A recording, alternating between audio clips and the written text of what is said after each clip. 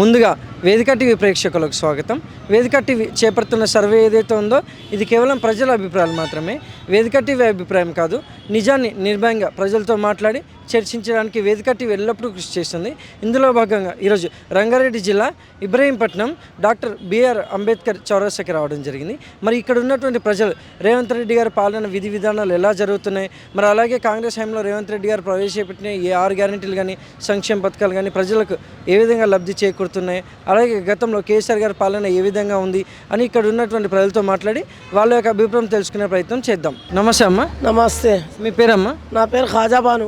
ఏం చేస్తుంటారమ్మా? ఏం పూల వ్యాపారం చేస్తుంటా. సీఎం రేవంత్ రెడ్డి గారి పాలనపై మీ అభిప్రాయం ఏంటమ్మా? ఏది బిడ్డ ఏమి ఇంకా పింఛన్ చేస్తా అన్నాడు, అది చేస్తలేడు. ఎంతోమందికి అప్లికేషన్లు ఇచ్చిన ఈయన గెలిచినాక కూడా ఈ మీదికి పోయి వస్తాయి అంటుండ్రు, ఇవి వస్తాయి అంటారు. 12 ఏళ్ళు నేను తిరగబట్టి ఆఫీసులో ముంగటి నా పింఛన్ లేదు, కాళ్ళ నొప్పులు అంటే అది కూలో నాలో చేసుకొని బతున్నాం సార్. ఆయన నాన్న చేస్తాడేమో అని చూస్తున్నాం.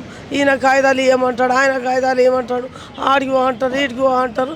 తిరిగి తిరిగి తిరిగి తిరిగి కాళ్ళు అరిగిపోయింది మరి.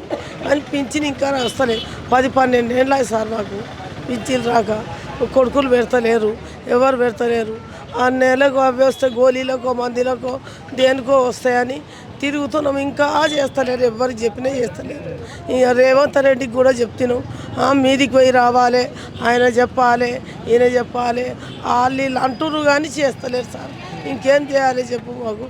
మళ్ళీ అదేంటి అది కరెంట్ ఫ్రీ అన్నారు, అది చేయలే. ఇంకా మాకు ఇంకా ఇంట్లో నా కొడుకులా పెడతలేరు. అప్పించి నన్ను వస్తే నాకు గోళీల మందులు అన్న అయితే జర చేయమని చెప్పండి ఆ సార్కు, రేవంత్ రెడ్డి సార్ కన్నా.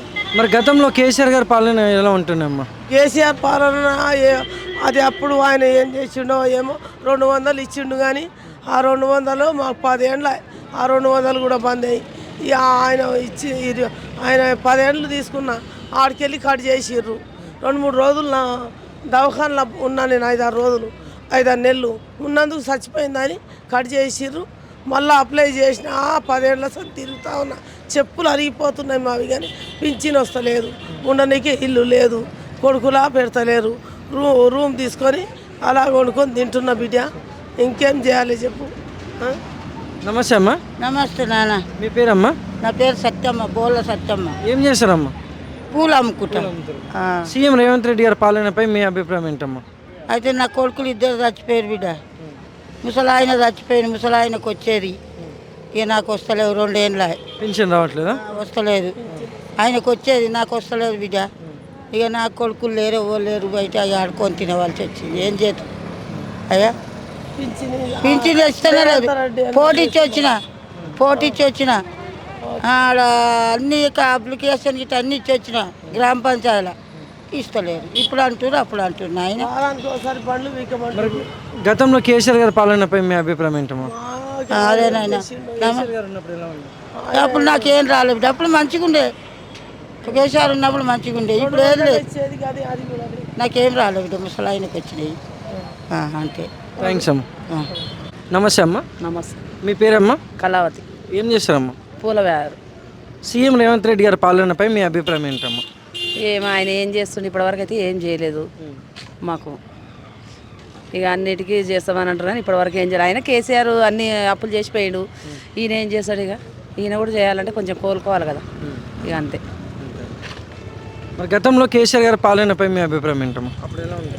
ఇక అప్పుడు అంటే గట్టనే ఉండే, అప్పుడు కంటే ఇప్పుడు కొంచెం బెటర్ అనిపిస్తుంది కానీ ఇప్పుడు అంతే. మీకేమంది? ఇప్పుడు కరెంటు కరెంటు ఫ్రీ వస్తుంది, గ్యాస్ ఫ్రీ వస్తుంది అంతే. బస్సు టికెట్లు ఏం లేదు ఇప్పుడు, అవి అయితే నడుస్తున్నాయి. ఇక ముందర అనేది ఏముందో తెలియదు. థ్యాంక్స్ అమ్మా.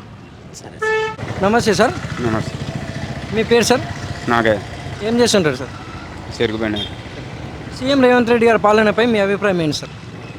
మంచిగానే ఉందిలే కానీ ఇక కొన్ని ఇబ్బందుల వలన ఇక నడిపిస్తేనే ఎవరు మంచిగా నడిపిస్తారు.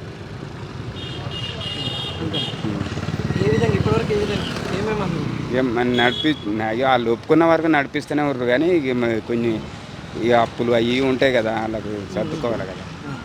బడ్జెట్ లేదు. బడ్జెట్ లేదు. మరి గతంలో కేసీఆర్ గారి పాలనపై మీ అభిప్రాయం ఏంటి సార్? అవి మంచిగానే ఉంది, మంచి డెవలప్ చేసిండు, మంచిగానే చేసిండులే. కానీ ఇక కష్టం సుఖం ఒక తీరుగా ఒకలా దమ్ము కష్టం ఉంటుంది, ఒక దమ్ము సుఖం ఉంటుంది. వాళ్ళు డెవలప్ చేసిరు, ఇప్పుడు కొంచెం ఇరుకట ఉంది, అప్పులు చేయబట్టి కొంచెం ఇబ్బందులు ఉన్నాయి.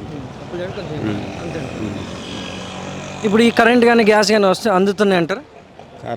కరెంట్ మంచిగానే వస్తుంది, 200 యూనిట్ ఉచిత విద్యుత్ వస్తుంది. కానీ కొందరికి వస్తుంది, కొందరు రావట్లేదు. గ్యాస్ గ్యాస్ అయి మాకు రావట్లేదు. రావట్లేదు. Thank you sir. సరే.